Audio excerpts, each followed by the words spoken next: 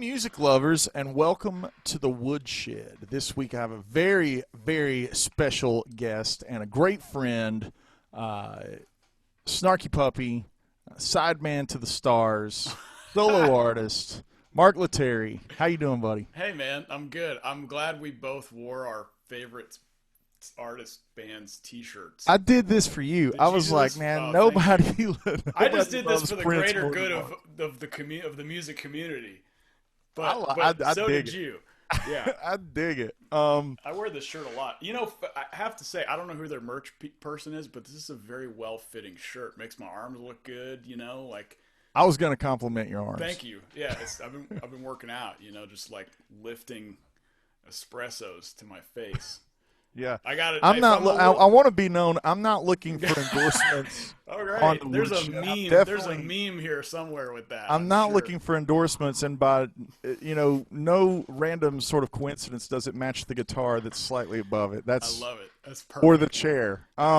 So this is fun because you are completely blind to the conversation that's about to happen. I I'm have no completely idea what's blind to the about to happen. conversation. I think a lot of times you and I have both done these things, and we have little bumpers. You know what I mean? Before we go into it. Right. They're like, hey, kind of have this on deck. You know, you're going to talk about funk strumming or chicken picking, respectively, Sure. right? Yep. You and I have had such a repertoire of just sharing the stage together and being friends for so many years. That I was like, man, let's just get on here and just have our normal guitar hang, record it, see what happens.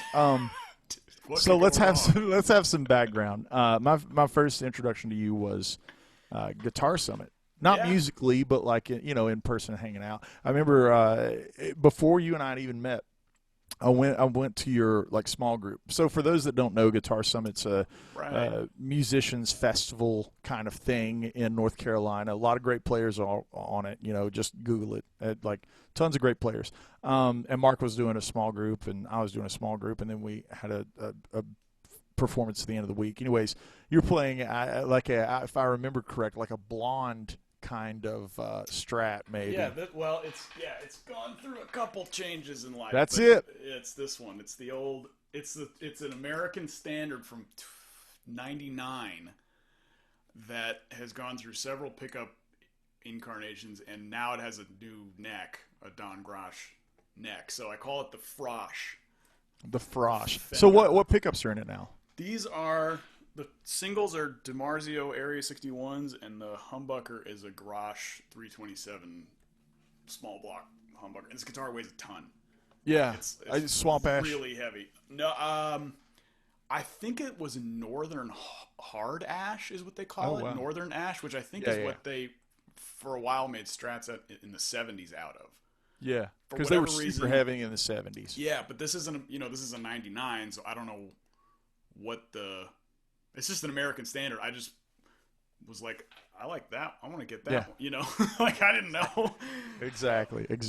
So that's the first time I had heard you play, and I was just amazed at your control over the instrument. And since then, every time you play, you really are one of my favorite players. And for those that don't know, we've done some of these events once a year called the Elements of Sound, and Mark's always blessed us with his musical greatness and brings in the rhythm section of doom and just grooves harder than everybody. Those gigs are some of the most fun gigs I get to have every year. So thank you for doing that. Oh man, I like to do them. That Yeah. kind of mindset's the same thing that's kind of starting what I'm wanting to do with these kind of guest things. It's like, man, I feel like sometimes, and maybe you can attest to this, it's like we get to have all of this fun being on our side of the glass, so to speak, and other people don't get to see it. And so, like, for me, it's like, well, we have all this fun doing these Elements of Sound events and things. It's like, man, I want to bring that kind of vibe to Woodshed and us just talk about,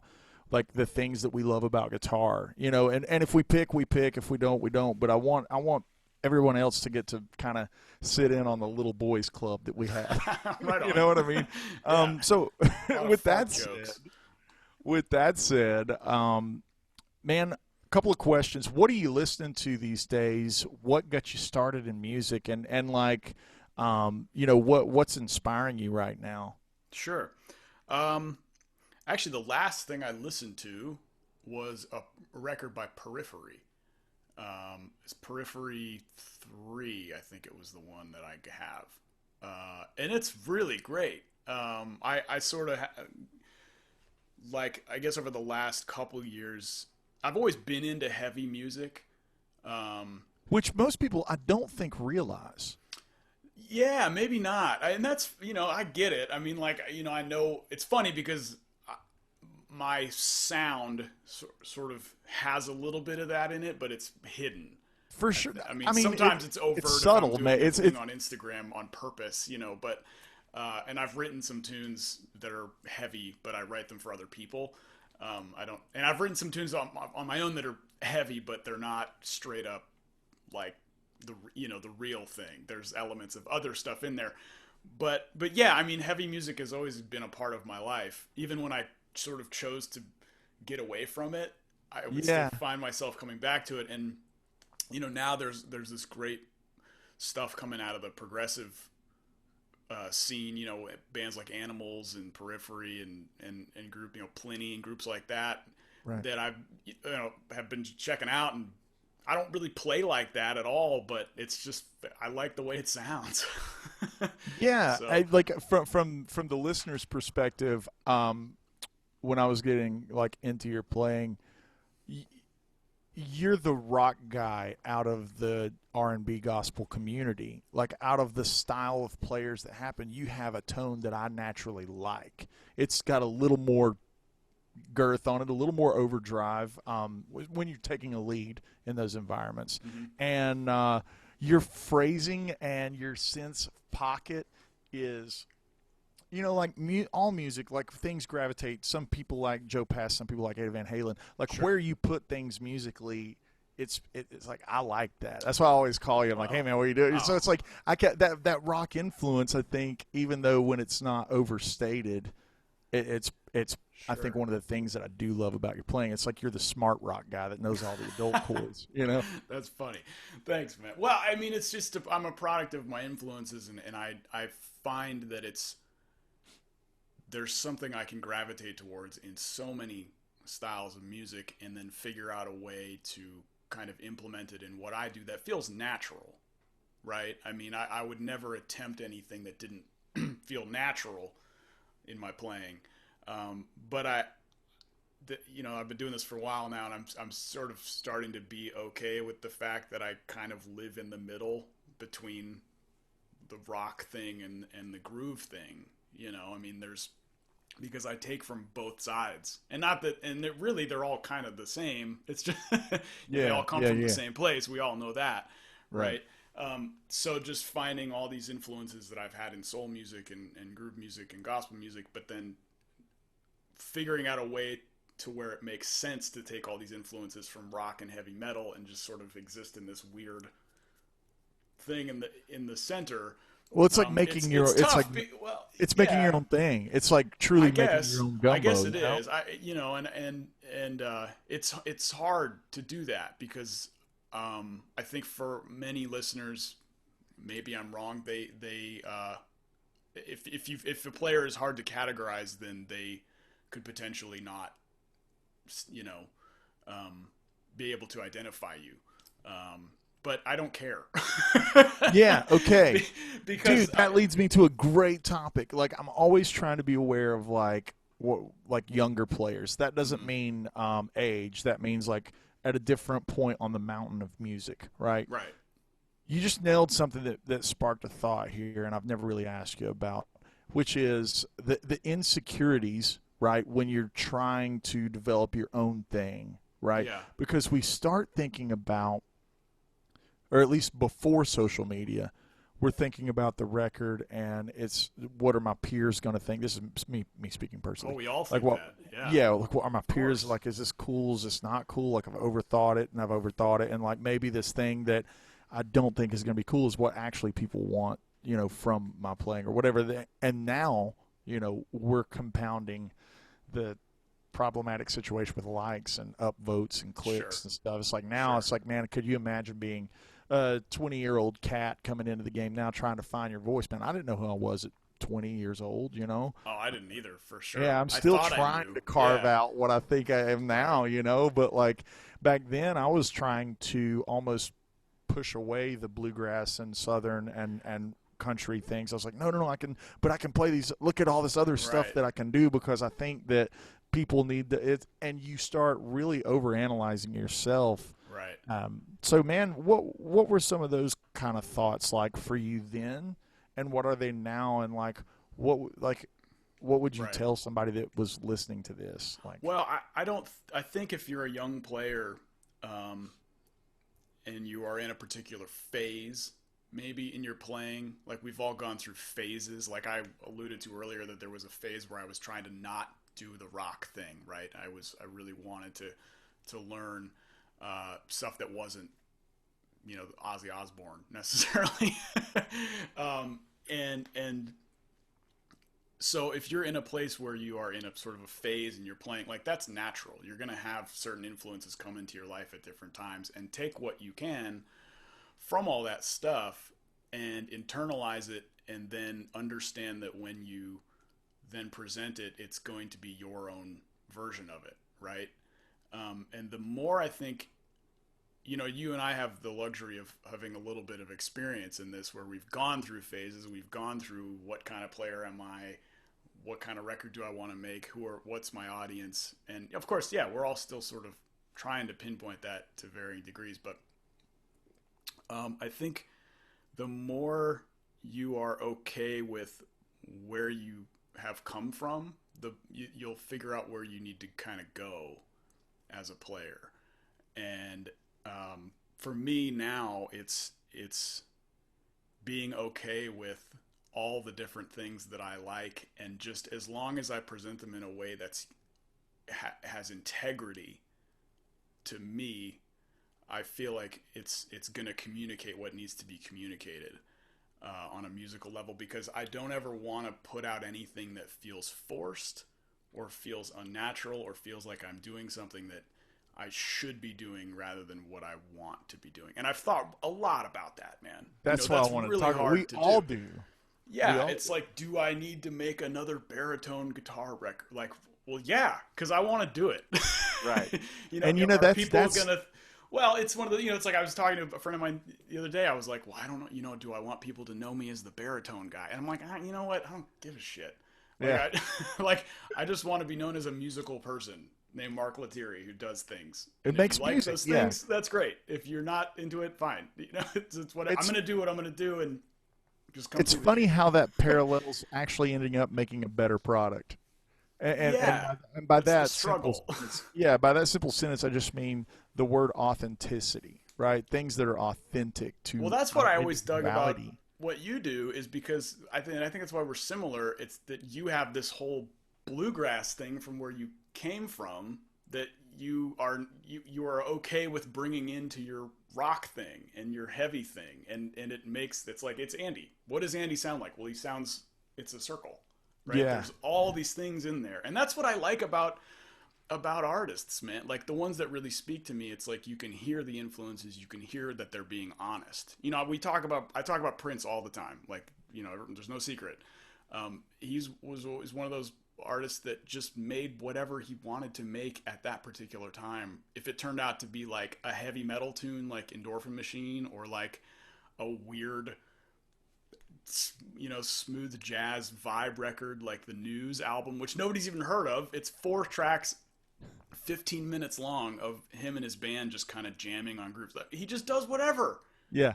Why do we not celebrate that? Like, yeah. Like, I mean, you and I both love Van Halen, and like, look at that guy's musical evolution. Or Jeff Beck. You and I both really adore Jeff Beck.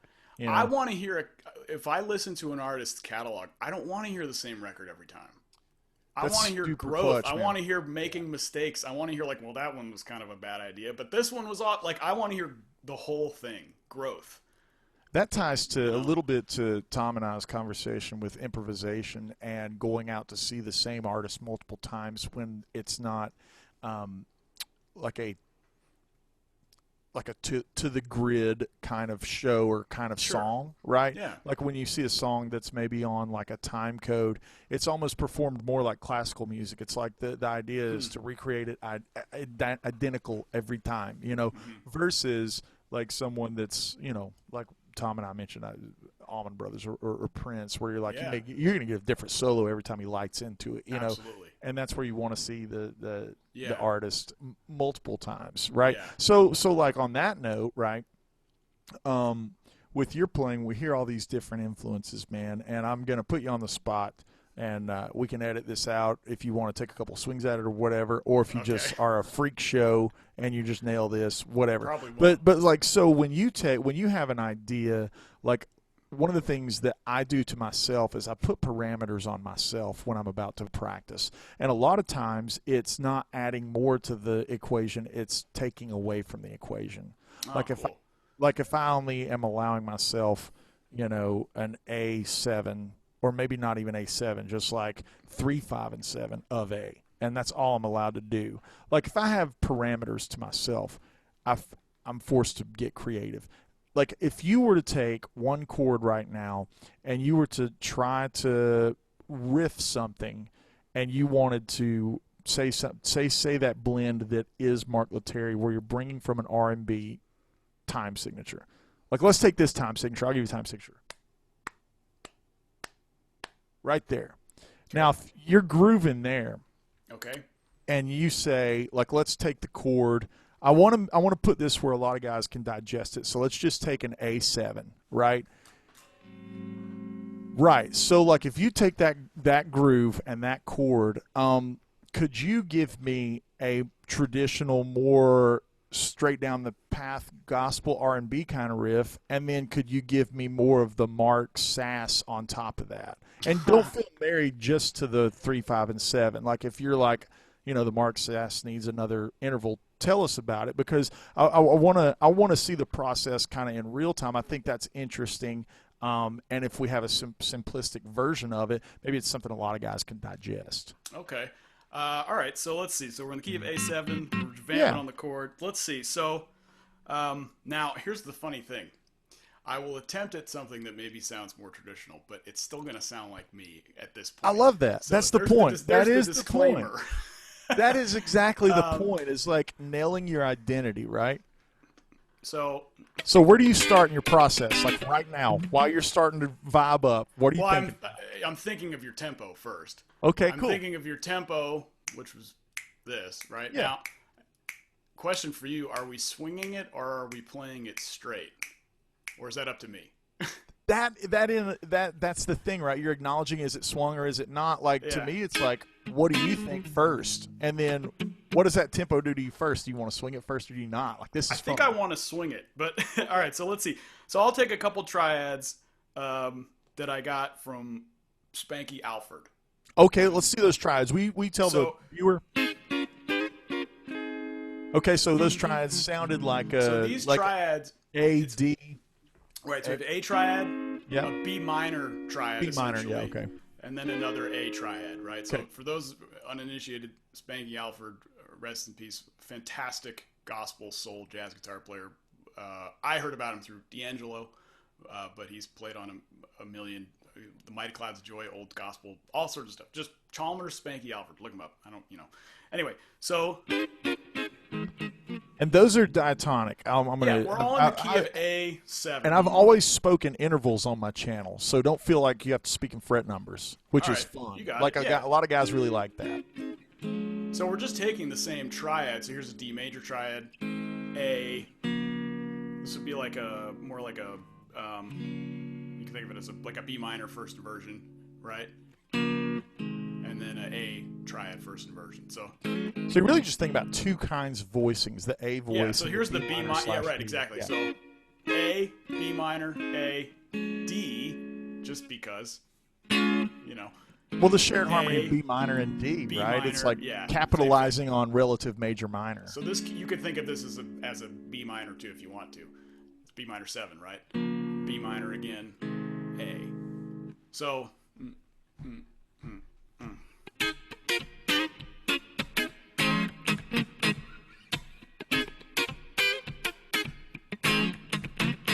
So that's sort of, I don't know, it sounds like a kind of, sounds like a white guy playing old gospel music. You sound so good. We're going to talk about it. You know, okay, so from kind of that, let's not alter the riff. I like that. I love that little riff bed. So if you're going to write a little head on top of that, right, like write a little melody to go on top of that, and you really wanted to bring out more of the Mark thing, you're going to be more Mark over that kind of spanky kind of groove. So okay, wait a minute, what am I doing now? So like a basic, like if you're going to kind of come up with a melody to a tune, not a production part, we're going to go from the rhythm thing to like a melody. If this was going to be a tune, and you just need a quick little melody. I'll probably play this. Okay.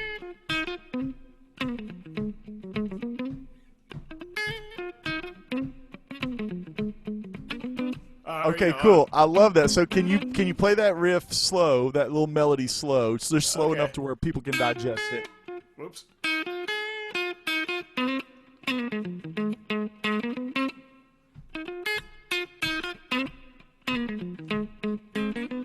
So that little thing that's making it really pop extra Mark is the chromatic thing from that too. Well, I don't know if that would really make it extra Mark. I mean, to me it does. When I hear it, that's what I think of. I mean, but that's more spanky gospel kind of stuff. Those little chromatic triads. So if you're gonna take that little, this is straight up. I didn't invent any of this. Sure. I mean, that's like me when I talk about my playing. I'm like, all I'm doing is ripping off. Okay, sir. So all right. So here we go.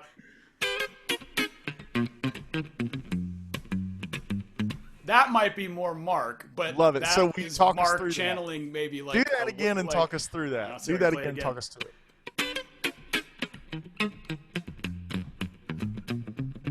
I don't know. That wasn't the same thing, but a lot of the syncopated sort of quasi-bass note stuff is something that I like to do that kind of came from studying guys like Wayne Krantz, for example, who is a that stuff really sticks out. End of the spectrum from Spanky, of course. So this is the thing that we're talking about where like here I am in the middle going like and for those that don't know, check out the Fearless Flyers. A lot of that kind of thing where those bass notes. Some of that. Can if you've not heard those records. Yeah, so I mean like, I like doing stuff sometimes, and this comes from Wayne Krantz and some other kind of more aggressive jazz rock fusion sort of artists. Even Snarky Puppy, for example, is like stuff that's not really on the downbeat. It's like 16th notes away, like maybe 1 E.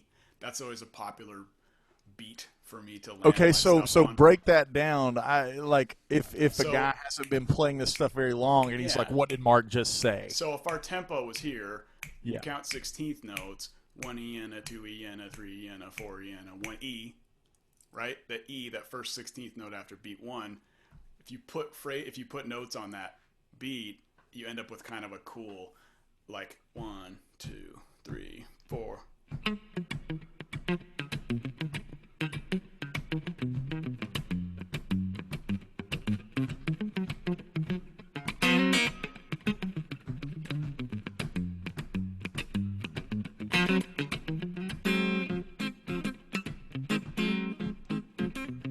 Yeah.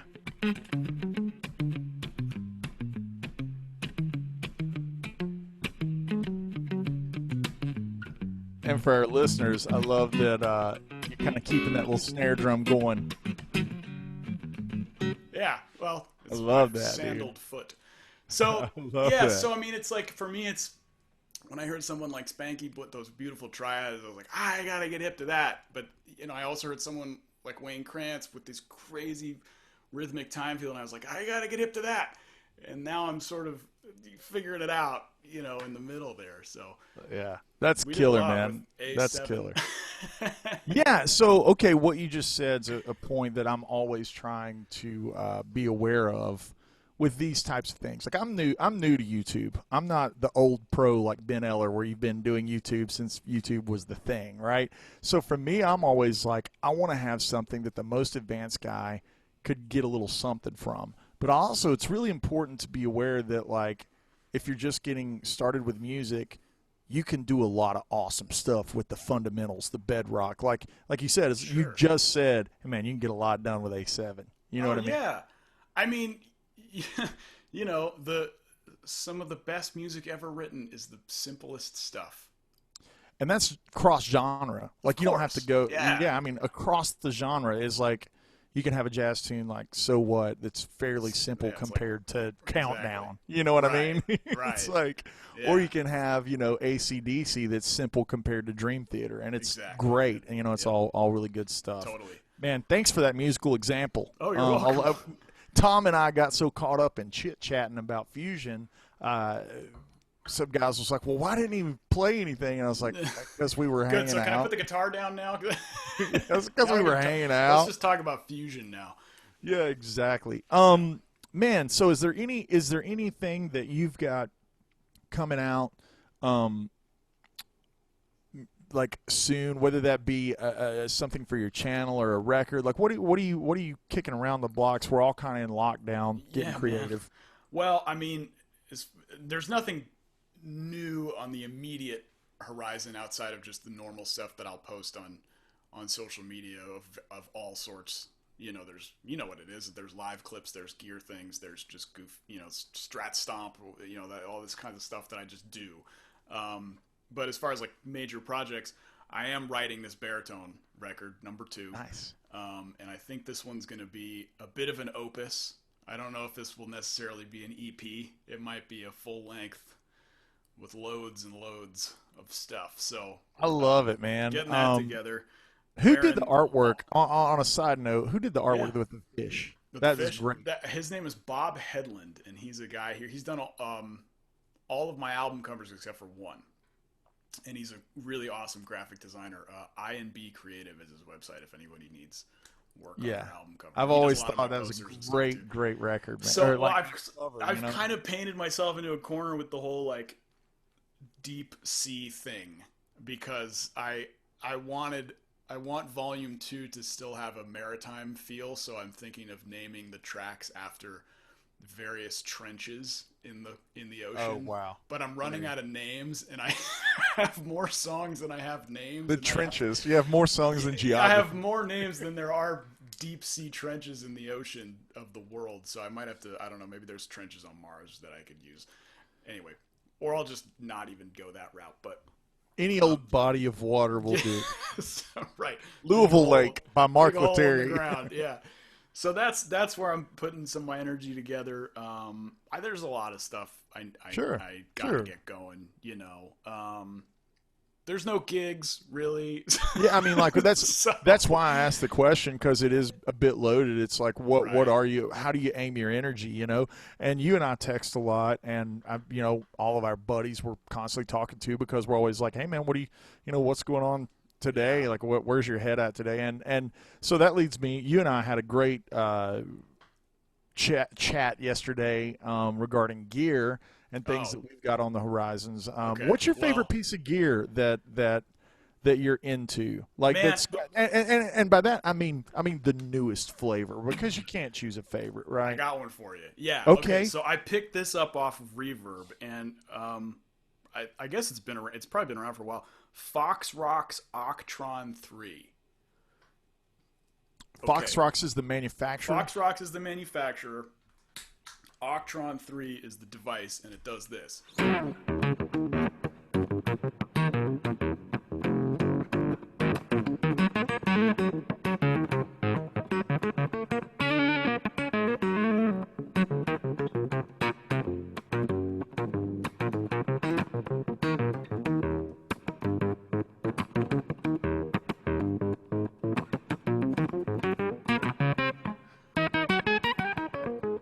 It makes me think of like when you play like that. It makes me think of like I don't know why, but like some of the old Hanna-Barbera, the commercials that would be in between those cartoons. Yeah, dude. So it's like it's an upper octave and a lower octave, so I can take the take the upper octave out. And it's super funky. Or that, you know, I can take the upper octave out, right? I don't remember what I just said. Put the upper octave back in. And it's the Band of Gypsies sound, you know. So that leads me to the one that I was going to turn you on to, which was this. Blend them. This is okay. I've heard, little G and yeah, I. I've heard those are super cool. But this is a bit of a one-trick pony. Like, nothing different? against the pedal. It's more. It's like why I like it because it does octafuzz. It's like Hendrix Page. Like that's what it does. Play on the neck pickup at the 12th fret. Right. It does the thing. Yeah. So it's not as flexible as that thing that you're talking about. So Fox Rocks, man, where are they based out of? Do you know anything about the company? No idea. You just can't, how did it come across your radar? You know who I saw demo it was Justin Derrico, super badass guitar player. Who is so rad. That guy he's practiced. That guy's vicious, man. So I saw, I think he was, I don't know what it was. It was either an official demo or a rig rundown or something. Because I love his playing, so I was just checking it out. And I was like, I need to get one of those. So I found it on Reverb. But, like, it's great. I mean, you can combine it with, like, a phase shifter.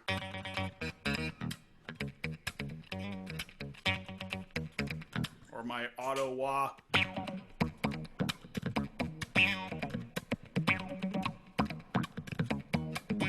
That's awesome. Your camera's shaking for some reason. Are you rocking the room? I stomp the crap out of my feet every time I play. Dude, I love that. It's a problem. That's not a problem. That's one thing I want to let's point that out to viewers. Our woodsheds,men, the groove has got to be in your body. Yeah. Like, I notice when I start tracking something, if I'm not physically moving, I'm not grooving as hard. And like, it's got to be in your body somewhere. You know. Yeah.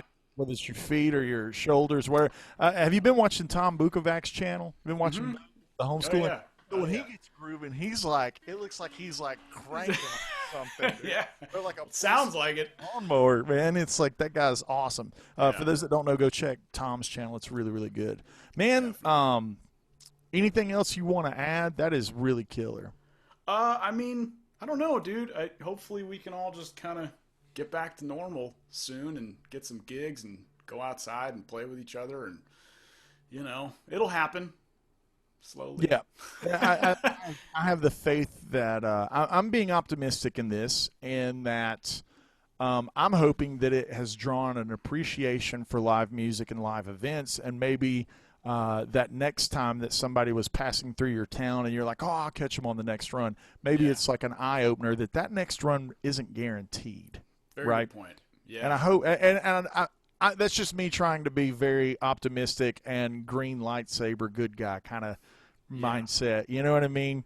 So, dude. What's the Darth Vader mindset? Or is the Darth Vader mindset is like, world's ending. We're never going to get to have clubs again. You know, promoters are the enemy. Live Nation's the enemy. Like, everything's awful with the world. Like, that's definitely red lightsaber stuff. Right. We don't want that.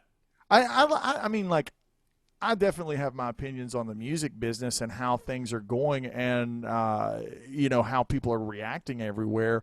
But like life, right, you have to choose a mindset to put yourself in. Are you going to focus and obsess on all the things that you disagree with and you don't like? Or are you going to take all of that energy and put it into trying to do something that like keeps you on that side of the spectrum? You know what I mean? I feel you. And it's challenging on the day-to-day. Some days I wake up and I'm just like, what am I? I'm a guy that plays live and I can't play live. What am I supposed to do? Like, I make records to go play live. Exactly. Yeah, that's what it is. An album is your business card.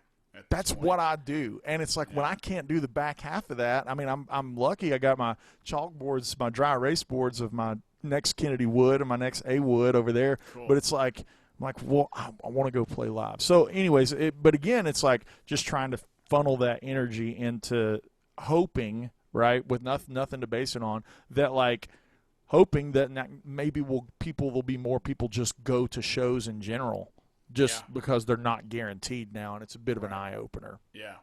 I hope so. I mean, I hope people will understand that music has been here for them the whole time while they were sitting at home and doing what they had to do, you know. So in that respect, you know, I hope that they understand that the musicians out there that are making that music want to keep doing it, you know, and we need your help. We do need, hey man, that was a terrible let's not sugarcoat it. Hey, like, that's not a terrible sales pitch. Let's not sugarcoat it. How many times over this past month have we all talked to each other? I've talked to Timmons, I've talked to you, I mean, I've talked to everybody that's a friend of mine. I'm talking 20, 30 people, and we're all like, man, you know, if it wasn't for fans, Right. I would be screwed right now. Yeah. And if it wasn't for our pages that have our support, like you build a career to take music to people, right? Whether you're Prince or Mark or Andy, right? And like when the back half of that equation falls off, you know, it's like it gets scary in a hurry. Yeah. So with that said, that's not a bad sales pitch at all. I think that's very genuine. Well, I mean, where can I was going to say I'm incredibly grateful for what the support and the everything that's transpired the last couple months of just enabling me to keep doing this. That's right. So I'll that's thank right. you.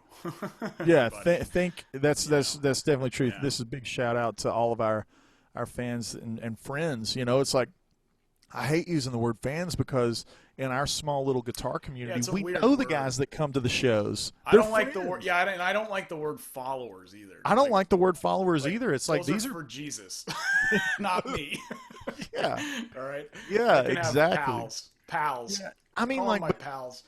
how many people come to Guitar Sanctuary to see a gig and then are at NAMM at Elements of Sound or are at, you know, another show? It's like these are friends and buds, you know.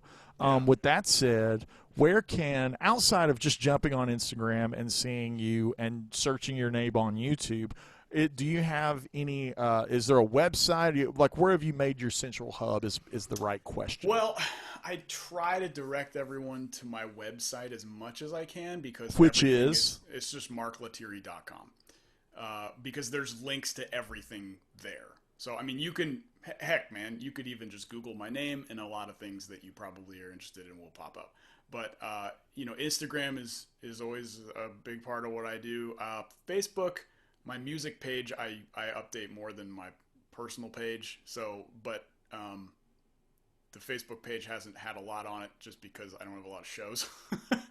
But anyway, but the website is fine because there's media up there. There's links to where you can get records if you want those. There's links to where you can get instructional stuff that I've done.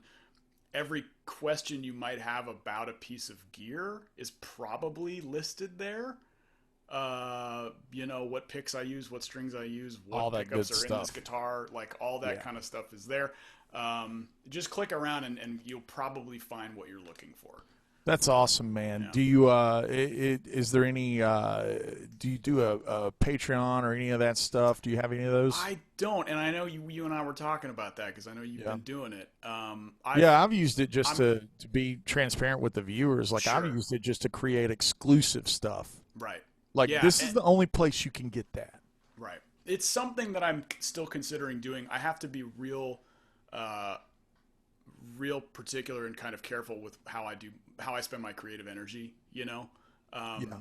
And right now I think I really want to focus on the writing stuff and that stuff. So, you know, have you tried not sleeping? Cause that's my move. Like, I get 3 hours of sleep. I'm good. Let's just go grind. Sure. I get it. Well, I mean, you know, I have a daughter. She's 3. Yeah. She's like runs the house. So, I mean, and this isn't me like blaming my problems on my kid. Even though that's what I'm doing. No. So, you know, I have my time when I want to work and do stuff. And I think for me, it's like if I have too many goals, I can't focus on one of them. So just for the way that I operate, I need to have like this thing. I got to do this. Once that's done, we'll go to the next thing. Like, doing multiple things at a time can sometimes make me a little bit paralyzed.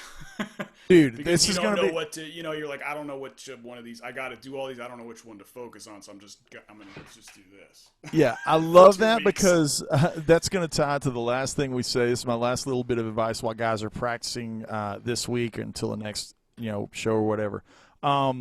Option paralysis exists in life. It exists in practice time. And it exists when you look at the fretboard.